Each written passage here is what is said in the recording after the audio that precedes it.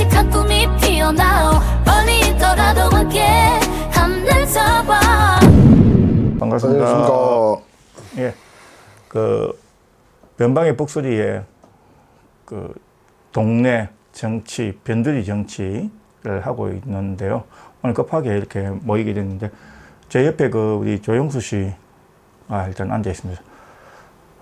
일단 한번 네, 우리가 옷에 너무 이렇게 자주 모이는 것 같습니다. 뭘 자주 모여요? 네, 자주 모이는 건 아닙니까? 자주 모이는 것 같은데. 자숙 모임이지. 자숙 모임. 예.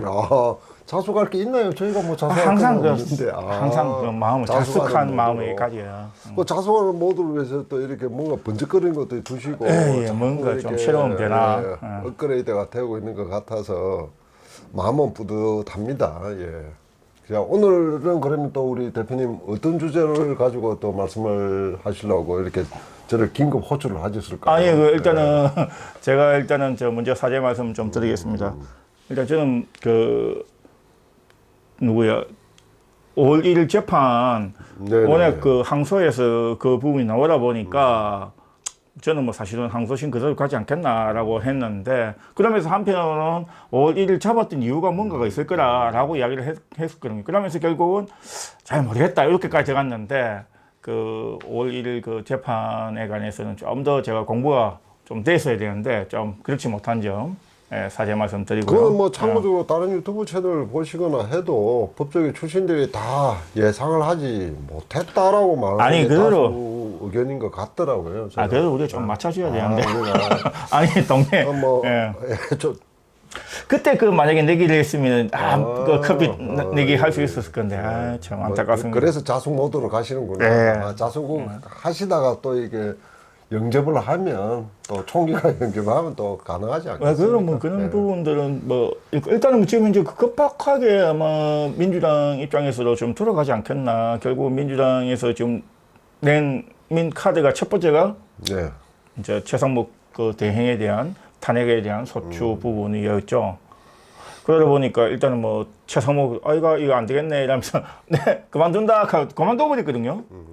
그러면서 이제 지금 그 대행 또 대행이 나온 거죠. 그리고 지금 이제 그 한덕수 총리 같은 경우도 대권 선언하면서 나가버렸으니까 지금 이제 뭐 도대체 대통령은 어디에 있는지 대통령 없어도 나라가 돌아가는 건지 뭐 이런 그 걱정이 사실 좀 드는 거는 또 사실이거든요. 예. 물론 우리나라 시스템 자체가 어떤 한 분이 부족하다 해서 없어질 건 아닌 것 같은데 어쨌든 내용은 그런 것 같고 일단 어저께 그 결과에 관해서 어떻게 느끼십니까? 저는 뭐 저때 우리가 예측은 정확하게 하지는 않았지만 공통적인 의견이 뭐 대법에서 어떻게 판단을 하든 그런 수용하는 방향으로 가야 되지 않을까라는 데서 그건 이야기했죠. 예, 대표님하고 의견을 같이 했지 않았습니까? 근데 어제 민주당에서 박찬대 원내대표가 뭐 성명 아닌 성명을 발표를 하던데 뭐 민주당 의원들 각계 이제 유튜브나 이런 채널에 출연을 해서 하시는 게 승복을 하지 않겠다는 뉘앙스로 저는 읽히더라고요. 그렇게 됐을 때 또 국가가 불행한 사태로 빠지지 않을까 저는 그게 걱정입니다. 예, 예. 일단 승복은 뭐 하기가 힘들 거고 지금 이제 뭐 항소 2심으로 간다고 해도 재판 결과가 저 선거 기간 안에는 나오기가 쉽지 않을 거 아닙니까? 근데 이제 어떤 선택을 하느냐 따라서 다르겠죠. 이제 뭐 제가 알기로는 고등법원 항소심이 서울고법 형사 6부가 맡았다고 하더라고요. 근데 이제 어제 전압 선고를 하고 고법에서 사법행정조를 밝히기를 7부에 배당을 할 것 같다라고 이야기를 뭐 한다고 하는데 그렇게 되면 변론 갱신 절차라는 걸 또 거쳐야 됩니다. 그렇게 변론, 되면 재판부가 바뀌었기 때문에 그러면 근데 그것도 뭐 계속 또 늘릴 수는 없을 거 아닙니까? 늘릴 수가 없는데 요번에 저기 전압에서 사건 배당을 한 거를 틀고 전압으로 이관을 하면서 지네가 사건 검토를 한 게 2주 정도 걸렸다고 하더라고요. 근데 요번에 참여한 대법관이 대법원장 포함해서 12분인데 12분이 나눠서 판단을 하더라도 2주 걸렸으면 분은 고법은 3명이니까 산술적으로 단순히 계산을 해도 8주가 걸린다는 소리거든요. 단순하게 단순하게. 한다면. 그러면 소송 기록이 7만 페이지가 넘는다고 제가 들은 것 같은데, 뭐 대단한 분들입니다. 고부에 계신 뭐 부장 판사들 다 그렇고 대법관도 다 그러신 분이지만 어떤 결론을 내고 접근을 하는지 그 소송 기록을 어떻게 다 검토를 하고 수행할 수 있는 판결을 내릴지가 아니요, 그 문제인 것 같습니다. 대법원에서 일단 결정을 내려갖고 지금 내려보내기 때문에 그 상황에 해야 되는 거 아닙니까? 또 다시 아니 상황에서는 아니고, 그러니까 재판부가 예.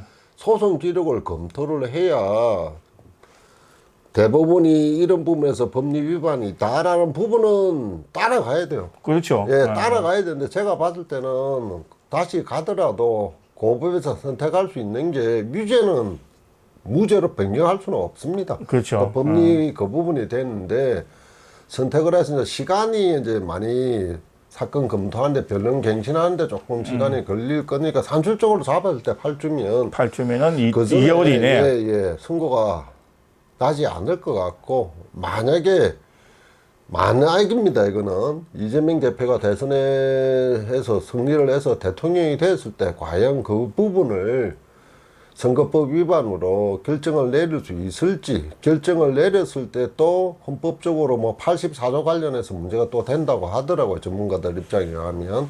그런 보궐선거 부분이 아마 또 할 거예요. 그렇게 되면 또 어떻게 보면 다시 보궐선거가 아니고 그거는 재선거겠죠. 재선거입니까? 그 예. 선거 자격이 없던 사람이 확정이 되는 거니까 어쨌든 보궐선거든 선거든 대선을 또 시작해 그럴 수도 있죠. 국민이 되지 않을까 싶고, 근데 만에 하나 모르겠습니다. 기존에 또 모르겠습니다, 간다. 왔던 육부가 다시 심리를 한다면, 아니 그쪽 보수는 안 한다 까던데? 그러니까 육부가 다시 배당을 해서 밖에서 진행한다면 그건 사법 행정 절차니까 그는 뭐 재적 사유도 아니거든요. 전심 관여한 재판관이 뭐 저기 재판을 할 수가 없는데 그는 전심 관여로 있는데, 한송전 후에 한송 이후에 관여하는 거는 재적 사유가 아닌 걸로 제가 알고 있습니다. 그렇다 그러면 법관 인사가 있어서 육부를 구성하던 재판부의 변경이 생기지 않는다면, 육부가 다 심리를 해왔기 때문에 대법원이 내린 그 판시 이후 파기환송 이유에 따라서 판결을 하게 되면 5월 10일인가는 어떻게 해줘야 민주당도 교체를 한다든지 그런 부분이 있지 않을까 싶은데. 근데 민주당은 교체하지 않을 거예요. 아예 하지 않겠죠. 어제 성명 자체도 국민의 심판을 따르겠다는 말이 끝까지 밀어붙인다는 그 소리인데, 그래서 그 부분이 조금 염려스러운 부분입니다. 그러니까 제가 봤을 때는 모르겠습니다. 단순히 제 예측입니다. 6부가 됐든 7부가 됐든 만에 하나 대통령이 취임하고 나서 재선거가 사유가 발생할 수 있기 때문에 그 부분을 차단하기 위해서는 지금 공선법 그 자체에 2심에서 자기들이 줄이지 선택을 마시고 해줬죠. 공직선거법 이렇게 정확하게 해주세요. 공직선거법 부분이 표현의 자유를 침해한다고 위헌 심판 재청 신청을 했었는데 거의 사건의 무죄로 판단을 하면서 그게 아마 뭐 헌법재판소 넘어가는 절차가 진행되지 않았던 걸로 알고 있습니다. 그렇다 그러면 대법원 하에 준하는 헌법재판소의 판결을 받을 수 있도록 뭐 이재명 대표나 민주당 측에는 그렇게 준비하지 않을까 싶습니다. 그러니까 근데 뭐 위헌 심판 재청 신청을 하고 고법원은 그렇게 판단을 했기 때문에 그 부분을 기각을 하겠죠. 위헌 심판 재청 신청 기각을 하면 그거를 가지고 또 위헌 법률 심판을 헌법 소원 심판 형태로 헌법재판소로 넘기지 않을까. 그게 민주당이 할 수 있는, 이재명 대표 측에서 전 대표 측에서 할 수 있는 뭐 사법적 수단이 아닐까. 저는 그렇게 예측이 됩니다. 근데 제가 법은 잘 몰라도 그게 쉽지 않을 것 같은데. 첫째, 그 앞에 원래 홍준표 지사 같은 경우도 출마를 했을 때 사법적 리스크가 있는 상태에서 갔을 때 제가 한번 이야기를 해드리면은 일단 제가 뭐 잘 모르기 때문에 일단 보는 점 이해 좀 부탁드리겠습니다. 일단은 그때 당시에 대통령 재판 시 불소추 특권의 범위는 좁게 해석하는 게 옳다. 재임 기간 이전에 소추까지 적용해서는 안 된다라고 하면서 대통령 당시 재판은 진행해야 된다라고 이야기를 했기 때문에 그 중에 한 분이 이야기를 하셨고 대통령이 됐다고 진행 중인 재판을 중지하는 것은 법 앞에 평등 원칙과 배치하는 것이다 이야기를 했고 이미 소추된 사건은 대통령의 재직 중 불소추 특권과 상관이 없다라고 이야기를 했습니다.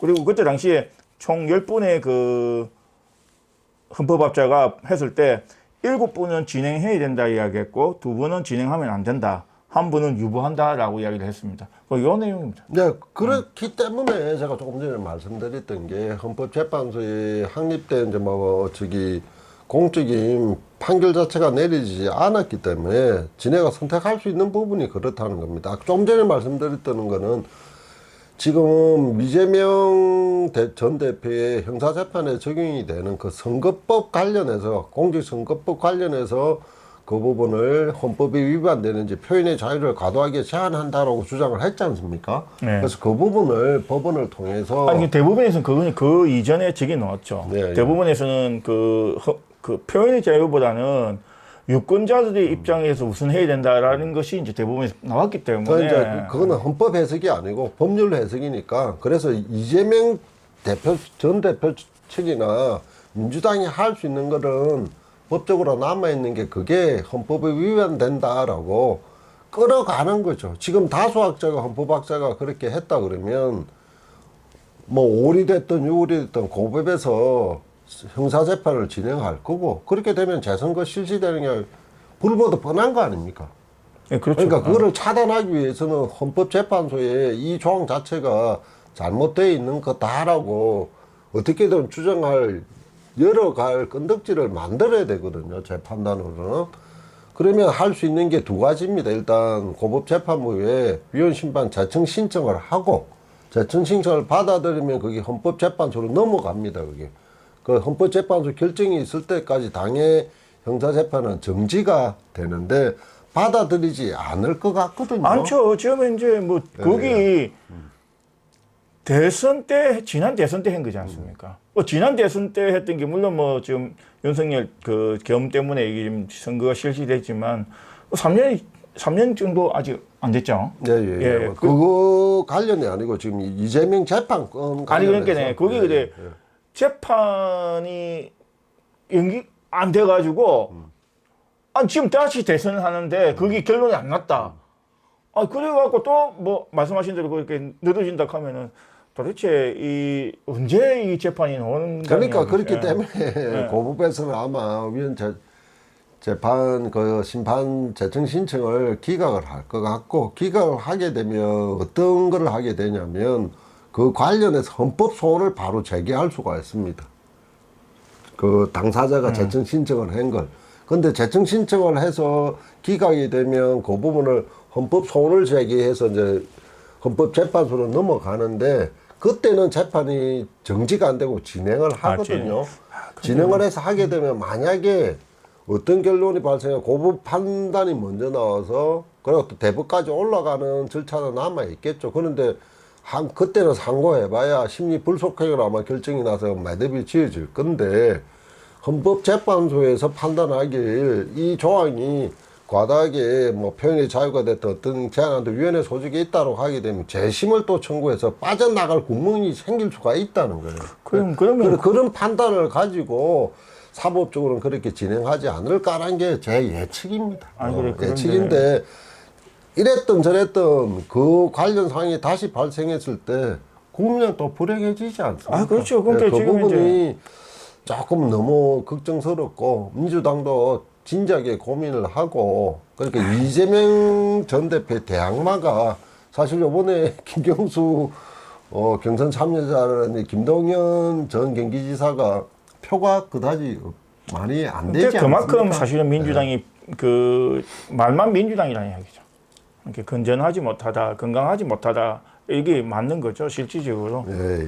그러다 보니까 예전에 그 민주당의 그 가졌던 그런 그 건강함과는 달리 요즘은 민주당이 전혀 다른 방법으로 가고 있는 부분이 있거든요. 그래도 그렇기 때문에 각성하는 계기로 삼고 그 각성은 그거는 힘들 것 같습니다. 힘들죠. 그걸 그건 전혀 저는 만약에 진짜 각성을 했다고 하면은 지난 그 총선에서 그런 그 뭐랄까 다 소위 말해서 다 쳐내는 작전을 안 했겠죠. 각성을 했다면은 전혀 그렇지 않았죠. 그러면 민주당이 아니죠. 민주당이 아니고 이재명 당이라고 뭐 당연히. 아이고 지금 그렇게 부르고 있는 거죠. 예. 그렇지만 남아 있는 진짜 각성할 분들이 그나마 있기를 바라는 아니 거고. 그분들 예. 계신데 그분들이 그 숫자가 좀 적고 그분들이 그 발언을 그 들어줄 수 있는 환경이 안 된다는 이야기죠. 그러니까 지금 최근에 우리 국민의힘 경선을 보면은 경선 내에서도 뭐 탄핵을 찬성했던 사람, 탄핵을 반대했던 사람들이 놓여서 지금 이제 두 분이 나와서 이렇게 지금 결선까지 갔지 않습니까? 근데 그거는 뭐냐면 탄핵에 관해서도 서로 바라보는 시각이 다른데 한쪽에서는 뭐 배신자로 이야기를 하고 있고 또 한쪽에서는 무슨 소리고 국민을 위해서 한 거라고 이야기를 하고 있지 않습니까?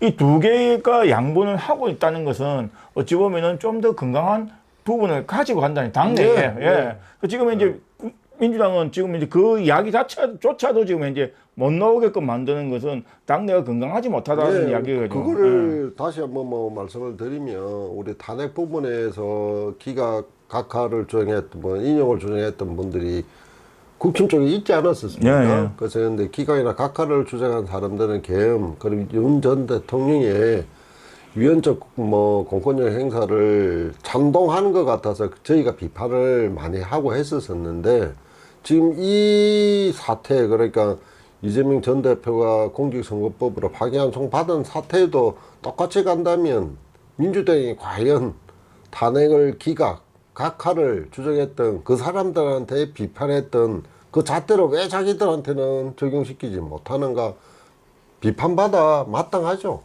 그러면 우리 정치라는 게 과연 국민을 위해서 존재한 게 맞습니까?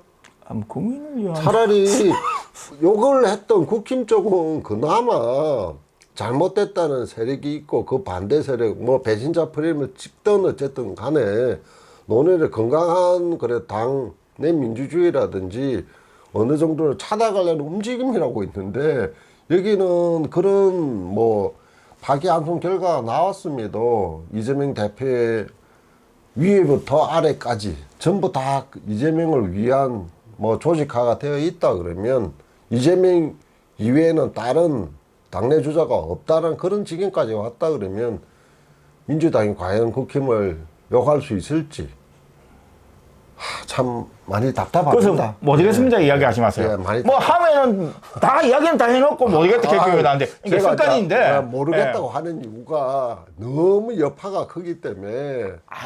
그래도 우리 동네 정치지만 그래도 말씀하실 거는 사실 잘 정확하게 모르겠습니다.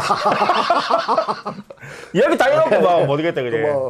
모른다는 말을 빼시고 판단을 해주시면 제가 하고자 하는 부분을 저도 빠져나갈 구멍을 좀 만들어 둬야 되지 않겠습니까? 습관이 조금 고치시면 더 좋겠다. 저는 그 이야기 드리는 거죠. 앞으로 고치도록 하겠지만 지금 현재로서는 모르겠습니다. 피곤하시더라고요. 민주당이 요번 기회를 계기로 해서 조금 더 혁신적이고 그렇지는 않을 겁니다. 그렇습니까? 사실은 참 민주당이 예전에 치열한 싸움을 하고 좀 성격이 좀 달라도 그렇게 존중을 하는 시대가 있었는데 요즘에서는 그렇지 못하거든요. 그래서 사실은 민주당을 바라보는 시각에서 상당히 좀 안타깝게 느끼는 부분들이 있는데 지금 이제 국회의원들부터 시작해서 전부 다 그렇게 구성이 되어 있는데 과연 그 부분이 사실 이루어졌으면 좋겠어요. 저도 이루어졌으면 좋겠는데 좀 안 이루어지는 게 좀 안타깝죠. 일단 그러면 지금 올해 6월 3일 선거하고 빨리 진행되고 자기들이 현재까지 끌고 가서 어떻게 판단을 하려고는 하겠죠. 그러면 또 불을 뻗은 게 지금 뭡니까? 지금 공석인 헌법재판관 2분 임명하려고 안 하겠습니까? 이재명 씨가 만약에 대통령이 된다 그러면 그것도 방해하기 위한 국힘 쪽의 저항이 만만치 않을 거고 그게 제도적으로 해결이 되지 않으면 국힘을 지지하는 또 지지자분들이 광화문 또 거리 정치로 아니 근데 나가지 않을까? 저번부터 제가 느끼는 거지만 우리 조영수 씨가 아직까지 우리는 뭐 변두리 정치 아닙니까? 네네네. 뭐 변두리 정치라서 사실은 뭐 정확하진 않은데 그래도 일단은 우리가 좀 가급적이면은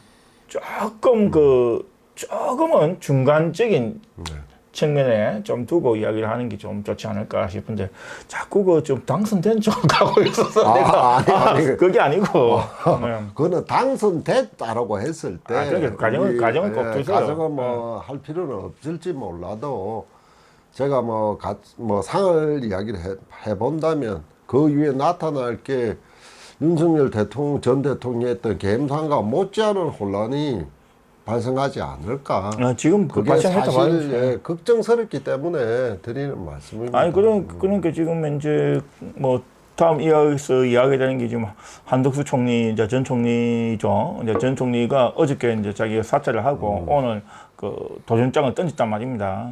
그럼 사실은 그 이재명 대표 그에 대해서는 3시에 발표를 하고 본인은 4시에 그걸 발표를 했거든요.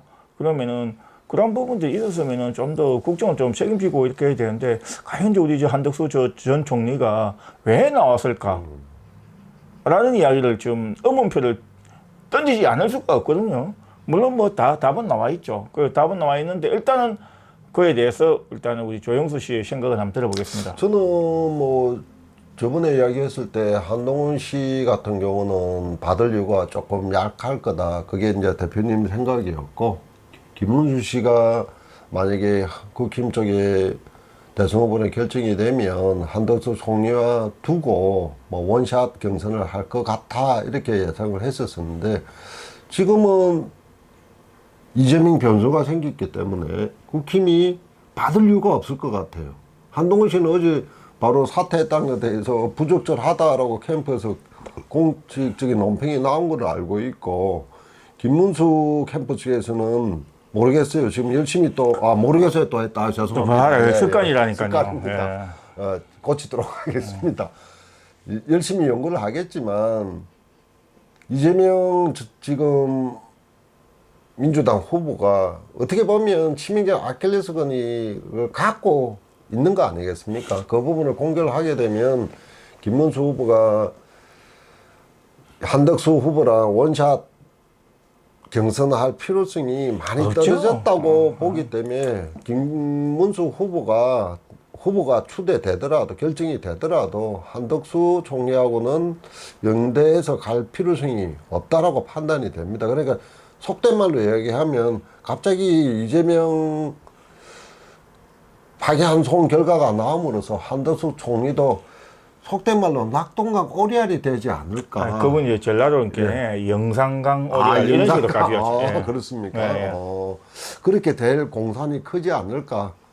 저는 그렇게 생각이 듭니다. 네, 일단은 뭐 실질적으로 제가 저번에도 말씀드렸다시피 한동훈 대표가 올라가면은 한동훈 대표는 그냥 받지 않을 것 같다라고 말씀드렸지 않습니까? 지금도 사실 저는 그 생각을 똑같이 가지고 있거든요. 그리고 이재명 대표에 대한 재판 결과가 나왔기 때문에 좀 더 사실은 한동훈 대표에게 표가 좀 더 가지 않을까? 네, 그럴 수는 뭐 저는 있겠죠. 그렇게 단순하게 지금 생각을 해보면은 그렇게 느껴지거든요. 그러면은 지금 현재 혹시 이거 한덕수 이야기하면서 계속 이제 이야기하겠습니다. 그럼 혹시 국민의힘 사건이 좀 최근에 무슨 사건이 있었냐면은 우리 녹화 끝나고 나서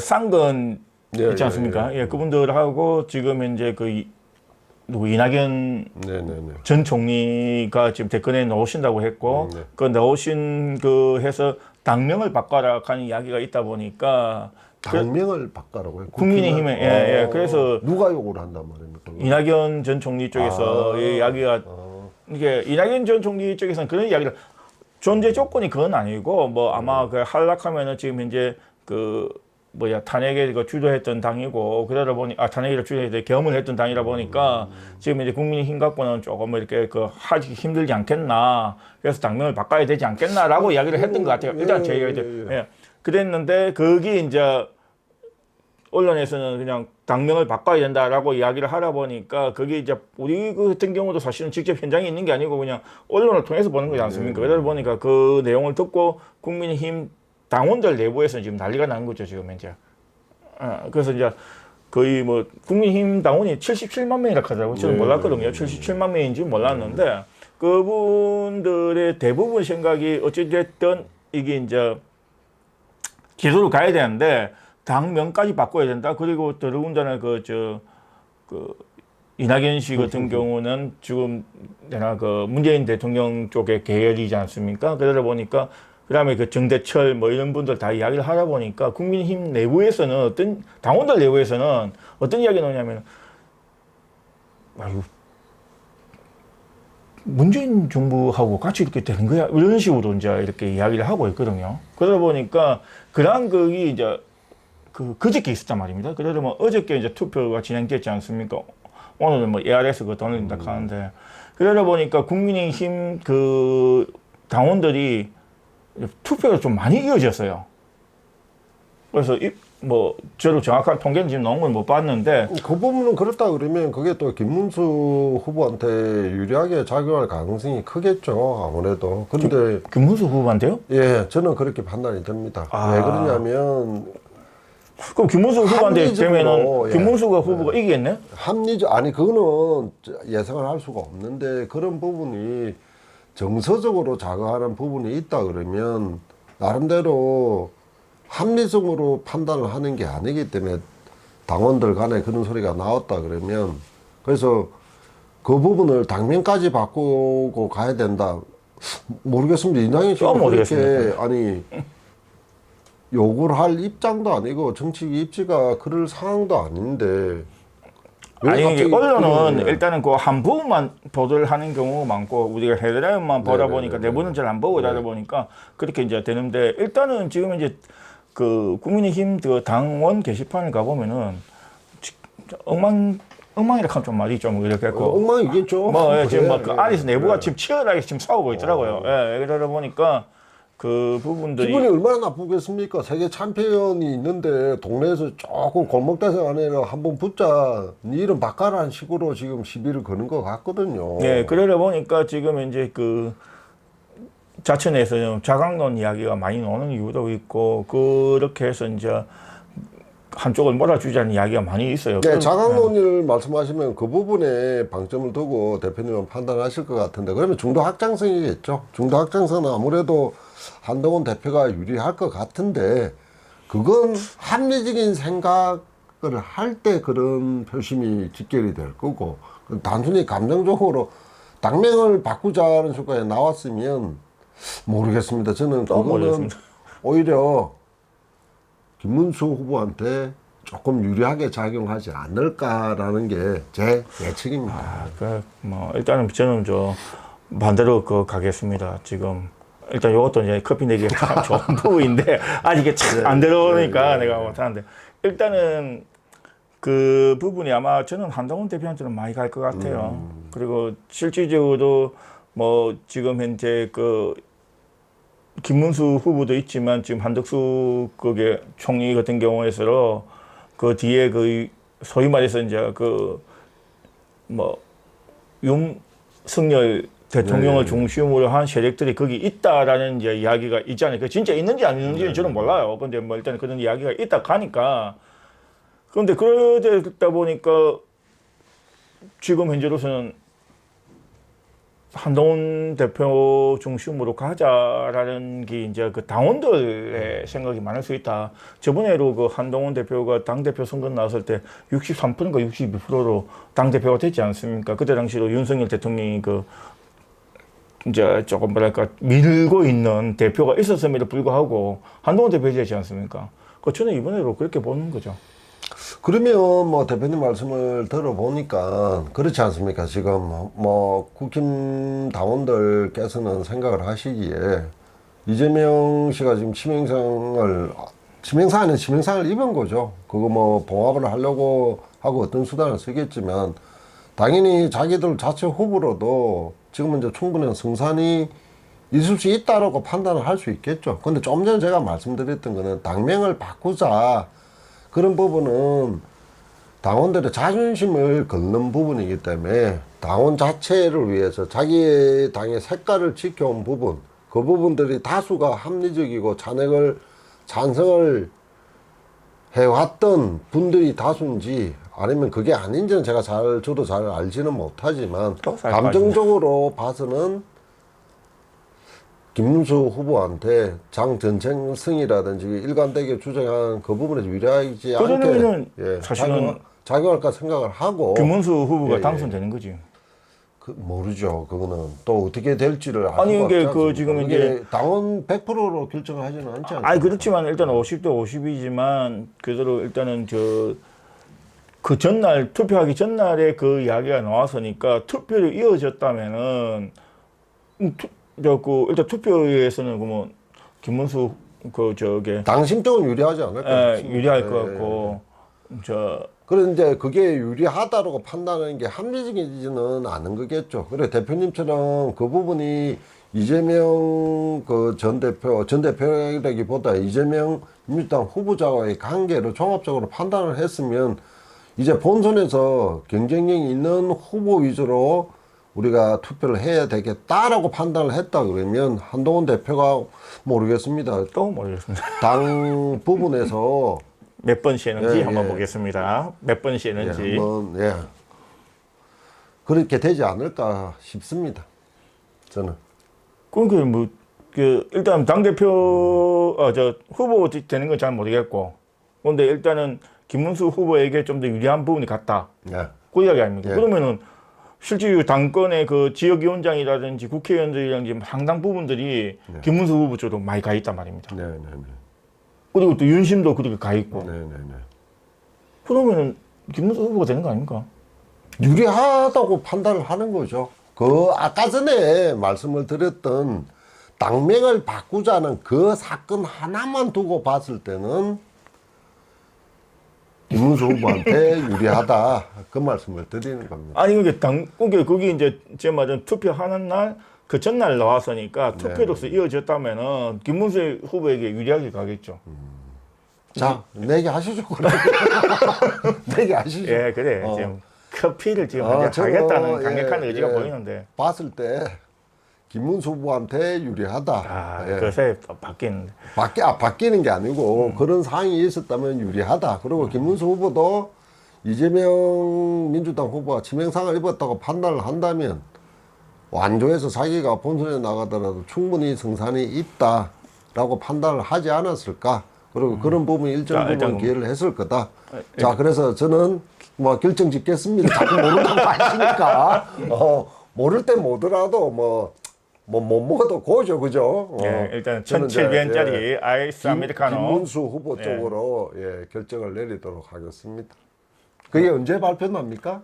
내일 발표가 납니까? 발표나죠. 오늘 그다음에 또 이 커피를 사들고 이 찡그린 인상으로 또 여러분한테 호소를 하는 그런 사태가 저는 이제 한동훈 대표가 그렇게 할 것 같습니다. 그리고 일단 이제 오늘 한동훈 대표가 여담이 근데 그 전에 여담을 하시기 전에 또 말린 기분이 듭니다. 또 우리 대표님 또 이 부분에 신기가 또 작용을 하시는 것 같아요. 진짜 조금 이번에 만약에 맞으면은 돗자리 깔죠. 다음에 진짜 거짓말 아니고 저희가 그 부채하고 아니요 부채를 하나 갖고 부채하고 방울을 좀 준비해두고 그런 식으로 좀 해야 되지 않을까. 그래 하겠습니다. 혹시나 저희 유튜브를 시청하시는 분 아직까지는 많지는 않습니다. 그러나 앞으로 많이 늘어날 거고 저희가 이제 이걸 끝나고 지역으로 진짜 현안을 다룰 때는 더 많은 분들이 관심을 가져주실 것 같은데 혹시나 저희 채널을 보고 이 신기가 필요하다 하시는 분은 연락 자주 주시고 구독 많이 해주시기를. 제가 운영자가 아닌데 제가 왜 이런 소리를 하고 있죠? 일단은 일단은 오늘 저희 한동훈 대표가 마산 어시장에 왔어요.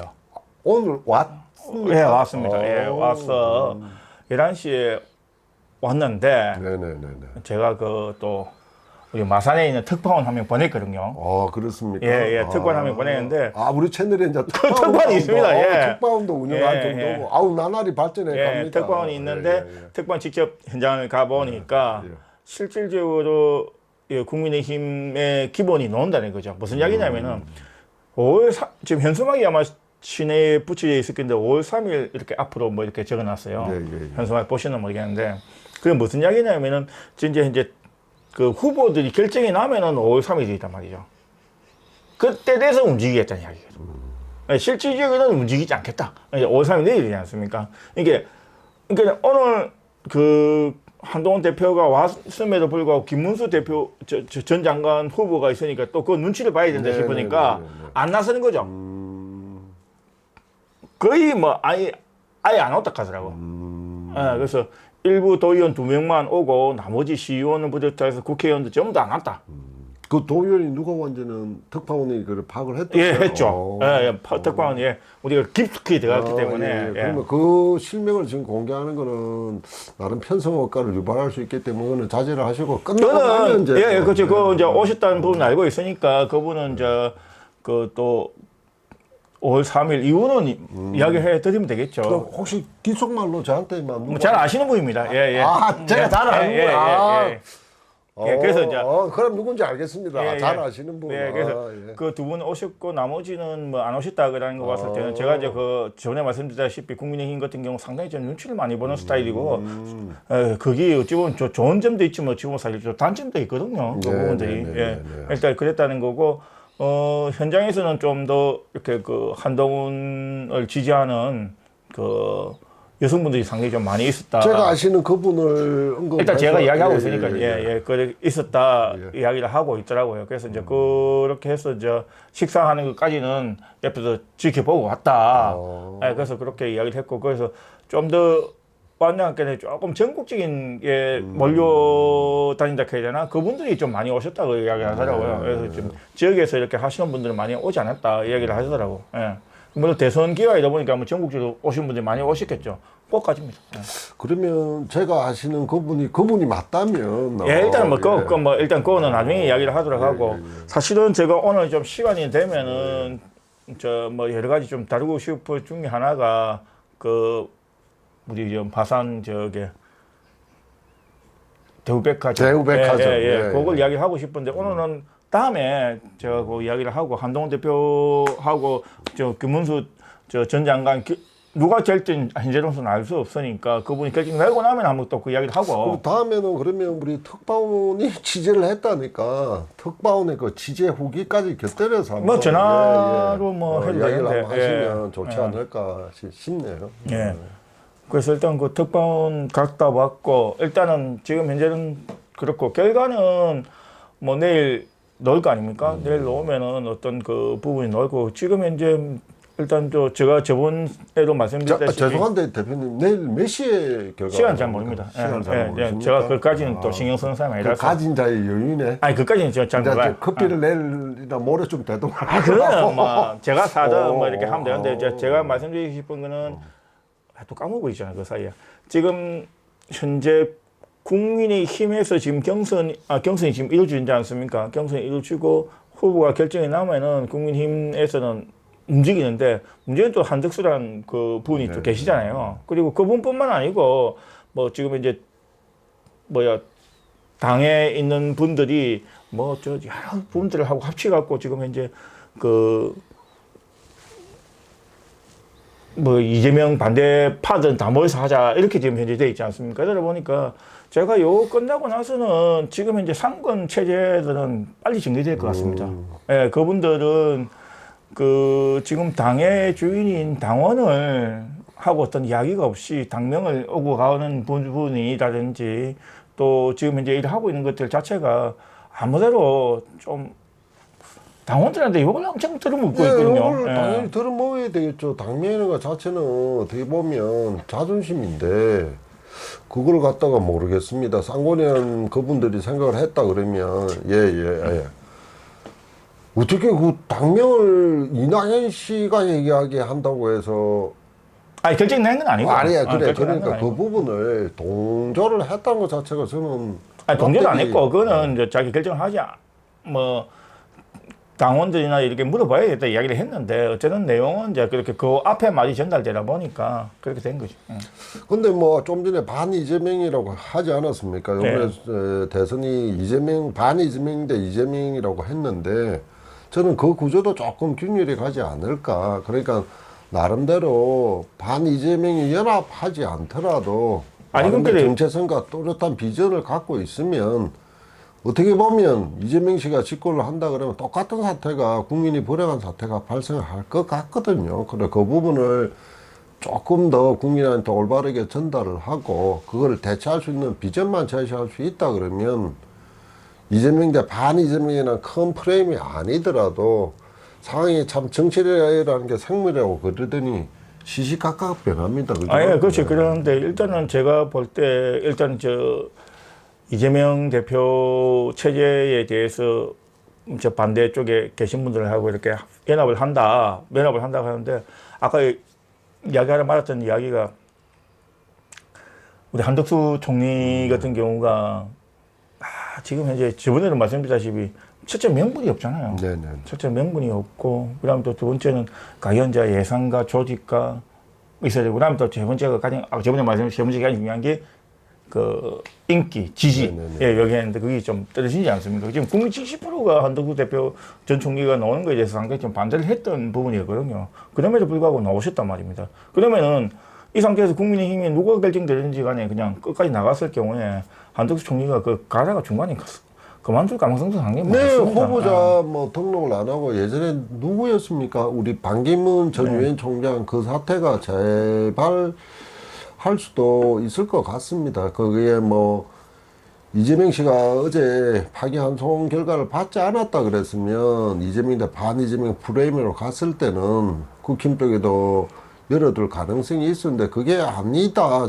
저는 나름대로 충분히 독자 승부가 가능하다고 판단을 한다면 굳이 한덕수 총리랑 연합을 하거나 뭐 원샷 경선을 한다는 거는 합리성이 좀 떨어진다고 보거든요. 그렇다면 아까 전에 뭐 말씀드렸지만 낙동강 오리알이고 뭐 영산강 오리알이라고 했습니까? 저 지역이 예, 그러니까 예. 우리 조금 낙동강 오리알이 사실 조금 뭐 좋은 쪽 이미지가 아니라서 예, 붕 떠버리지 않을까 그런 생각이 드네요. 참 정치라는 게 말씀 맞다나 조직과 인력이 없으면 그 비용을 개인한테는 무소속 출마해서 갈 정도의 것은 아닌 것 같고 그렇죠, 뭐 일단 경비를 어떻게 그걸 부담할 수 있을지 아마 그 저번에 얘기했던 뻐꾸기 된다고 그랬지 않습니까? 예. 예. 그래 지금 현재 그 국민의힘은 좀 더 공탁을 타고 뭐 이렇게 뭐 1억씩 탔다카대요. 네네네. 뭐 세 번 해서 이게 3억 탔다카더라고. 예. 예. 그런데 지금 이제 이렇게 부것도 없이 이렇게 온다는 것도 그렇고 그 사실은 저번에도 말씀드렸다시피 제발 좀 윤석열 그 대통령 중심을 했던 그 소위 말한 그쪽 부분들 좀 진짜 좀 내려놓을 때 됐습니다. 제발 좀 그분들 너무 좀 그러시는 것 같아요. 제가 볼 때. 예. 이제 뭐 그렇게 말씀을 다 듣고 보니 내일 제가 커피를 사는 걸로 결론이 나지 않을까 그런 생각이 아니 이제 내가 이야기한 게 아니고 아니 제가 제안을 했기 때문에 아니 뭐 조영수 씨가 자꾸 그 이야기를 하니까 이상하다 한 거죠. 제가. 후회하지는 않습니다만 또 뭐 겸허한 마음으로 또 알 수가 없어요. 커피를 두고 아니 그런 결과가 알 수가 없고 만약에 저는 사실 김문수 그분이 또 된다 하면은 저 앞에는 사실 좀 분위기 상당히 좀 암울했고 지금도 사실은 암울해요. 솔직히 말로 하는데 다만 이제 이재명 대표에 대한 그 부분이 있기 때문에 사법 리스크가 있기 때문에 그런 거지 실질적으로 국민의힘이 유지하지가 사법 않잖아요. 리스크가 뭐 있다. 리스크는 일어나기 전에 리스크라고 표현하지 않습니까? 지금 리스크가 아니라 현실화된 아니 거죠. 그것도 있고 다른 것도 좀 많이 있으니까. 근데 이제 사실 그런 부분들을 계산을 안 하시는 분들도 많고 나중에 보니까 현재도 알다시피 뭐 국민이 지금 현재 결국은 중도 싸움이지 않습니까? 결국은 뭐 지금 더불어민주당을 지지하시는 분들 입장에서는 지금 이재명 대표가 그런 부분이 나왔어도 이재명 대표를 찍을 거 아닙니까? 이거는 지금 이제 사법이 지금 현재 정치를 갖고 논다 하면서 찍을 거 아닙니까? 국민의힘은 또 국민의힘 나름대로 찍을 거 아닙니까? 결국은 판단은 중도에 계신 분들이 판단을 할 수밖에 없고 중도에 계신 분들이 어떻게 끌어들이느냐가 가장 그 중요한 부분인데 이제 지금 현재 이재명 대표가 갖고 있던 그 중도를 끌고 올 수 있는 그 탄력이 이제 그죠. 예, 멈출 수밖에 없는 거죠. 그렇게 보면 한동훈 전 대표가 나름 저 계엄 해제에도요 일조를 했고, 계엄 탄핵 찬성 부분에도 나름대로 당내에서 그거를 빌미 삼아 배제된 측면이 있기 때문에 중도 확장성이라는 걸 보면 한동훈은 나름대로 지금 후보도 뭐 자기가 앞으로 극복해야 될 딜레마가 많지만은 유리한 건 사실이겠죠. 근데 이제 우리 국민한테 뭐 저희가 국민을 원하고 할 거창한 채널은 아니지만 제가 입장으로서는 사법 리스크가 아니라 현실화됐다고 판단이 됩니다. 그걸 어떻게 몇 달을 끌고 간다 그런 식으로 민주당이 전략을 짤지는 모르지만, 아까 전에 제가 말씀드린 것처럼 위헌심판 재청 신청 기각이 되면 헌법 소원으로 갈 거고, 그 다음에 쭉쭉 해서 이렇게 갈 건데, 대법 전압에서 판단을 내는 이상 고법 판사가 그거는 기정사실화 된 거고, 혹시나 고법 판사가 이 부분에 대해서 나름의 자기의 사명감이 있어서 당선 무효형이 되지 않을 정도의 100만 원이 아니라 벌금 80만 원을 내리고 할 그런 가능성의 희망을 갖고 있을지 모르지만, 민주당 쪽은 그런 가능성도 없지 않을까. 그래서 참 국민이 불행한 사태가 또 발생이 되는 것 같아서, 뭐 저도 현명한 판단을 내려서 선거에 임해야 되겠지만, 우리 구독하시는 우리 채널 구독하시는 여러분들도 현명한 판단이 있지 않을까 싶습니다. 뭐 그 부분은 제가 모른다 하면 안 되니까, 그죠? 모른다 하지 말아야 했으니까. 네, 몇번 체크해 볼 겁니다. 예. 앞으로는 이제 모른다 소리 안 하도록 하겠습니다. 예. 아무튼 뭐 좋은 결과, 누구한테 좋은 결과 될지는 모르지만, 예. 일단 뭐 한번 지켜보는 거고, 예. 일단은 사실은 저희가 지금 현재 한 40분 정도 조금 넘었고요. 그래서 오늘은 여기까지만 진행을 하도록 하고, 또 결과가 나오는 뭐 일요일이나 돼서 한번 켜서 한번 보도록 하겠습니다. 그리고 저희가 뭐 동네에 있는 아저씨들이 모여서 하는 술자리에서 하는 이야기와 비슷하다고 보시면 됩니다. 그렇게 뭐 전문성 있고 그러지는 않고, 아마 다음에 조금 있으면 좀 전문성 있는 분들을 아마 제가 모셔가지고, 그때는 진짜 우리 조영수 씨의 그 변방의 목소리가 아닌 또 다른 사람들의 목소리가 또 나올 수 있을 겁니다. 아마 그때 한번 또 기대해 주시기 바라며, 오늘은 여기서 마치도록 하고, 연휴 잘 보내시기 바라겠습니다. 감사합니다. 네, 감사합니다. 장원의 거리